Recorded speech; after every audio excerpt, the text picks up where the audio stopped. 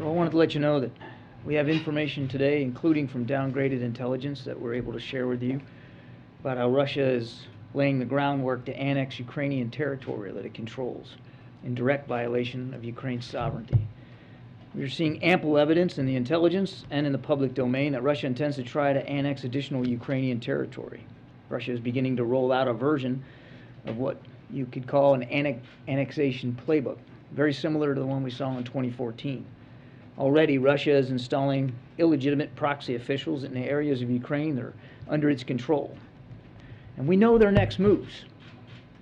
First, these proxy officials will arrange sham referenda on joining Russia. Then, Russia will use those sham referenda as a basis to try to claim annexation of sovereign Ukrainian territory. The Kremlin has not disclosed a timeline for the referenda, but Russian proxies in these territories claim they will take place later this year, possibly in conjunction with Russia's September regional elections. So what are the implications? At the start of the year, Russia told the world that it was not planning to invade Ukraine, and now we're expected to believe that they're not going to plan to annex Ukrainian territory. Annexation by force would be a gross violation of the UN Charter, and we will not allow it to go unchallenged or unpunished. We will continue to provide Ukraine with historic levels of security assistance. Later this week, the administration will announce the next presidential drawdown package of weapons and equipment for Ukraine. It will be the 16th such drawdown to support Ukraine since the president took office.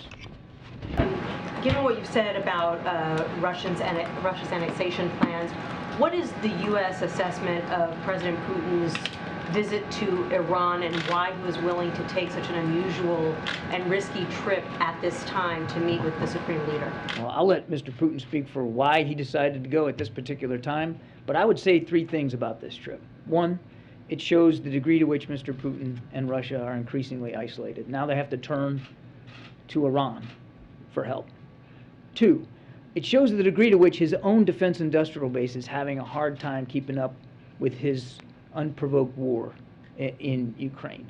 We already know that in respect to precision-guided munitions and advanced systems, like tanks, even aircraft, he's having trouble, particularly with the microelectronics because of the sanctions and export controls. And we already know that even without that, his defense industrial base is challenged because of the rate of operation, the pace of operations in Ukraine.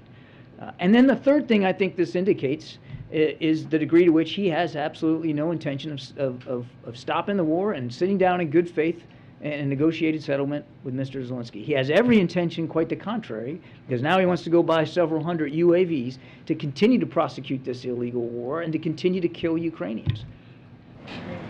Thanks. Appreciate it, everybody. All right. Yes, ma'am. Bye-bye.